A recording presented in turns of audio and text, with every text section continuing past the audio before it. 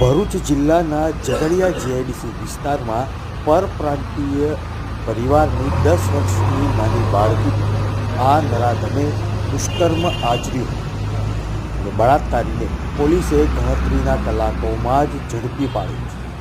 Jhagadia GIDC પોલીસને સફળતા મળી અને અલગ અલગ 6 ટીમો બનાવી હતી આ નરાધમને ઝડપવા માટે। ગણતરીના કલાકોમાં જ આ નરાધમને ઝડપી લીધો હતો।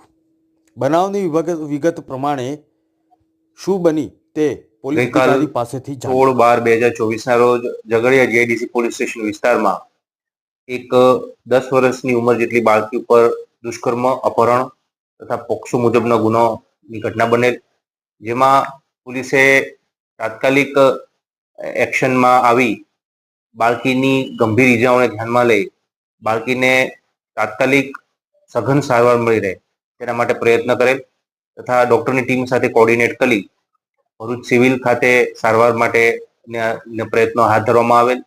ત્યારબાદ ઈજાઓ ગંભીર હોવાથી તેને વડોદરા એસએસજી હોસ્પિટલ ખાતે તબદીલ કરવામાં આવેલ, ત્યાં એની સારવાર સઘન ચાલુ છે। હાલમાં તબિયત અમને જ્યાં સુધી માહિતી મળે ત્યાં સુધી સ્ટેબલ છે। ત્યારબાદ આરોપીને પકડી પાડવા માટે પોલીસ દ્વારા વિવિધ ટીમો બનાવવામાં આવેલ, ટેકનિકલ સર્વેલન્સ અને હ્યુમન ઇન્ટેલિજન્સની મદદથી શકમંદોને ગણતરીના કલાકોમાં રાઉન્ડ અપ કરવામાં આવેલ અને તેમની આગવી રીતે પૂછપરછ કરી, ઇન્ટ્રોગેશન કરી અને આરોપીને આઈડેન્ટિફાઈ કરી લેવામાં આવેલ। આ આરોપી જે છે એ ઝારખંડનો છે। શ્રમિક બાળકી જે કોલોનીમાં રહે છે તેની આજુબાજુના હોલીમાં રહે છે અને એનું નામ છે વિજયકુમાર શ્રી રામાશંકર પાસવાન, ઉંમર 36 વર્ષ।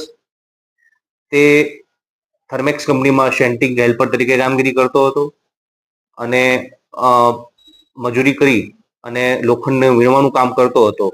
ત્યારે એકલતાનો લાભ લઈ આ બાળકી ઉપર બળાત્કાર અને ગંભીર ઈજા પહોંચાડવાનો ગુનો તેણે આચર્યો છે। બાળકીને ગુપ્ત ભાગેથી ગંભીર ઈજાઓ થતી હતી, મોઢાના ભાગે પણ ઈજાઓ હતી, ખૂબ લોહી વહી ગયું હતું। તેવા સમયમાં તેને રેસ્ક્યુ કરી અત્યારે તેની હાલત ખૂબ સ્ટેબલ છે। પોલીસે BNS 137(1)B, 65(2) અને પોક્સો એક્ટની કલમ હેઠળ ગુનો દાખલ કરી હાલમાં તપાસ ચાલુ છે।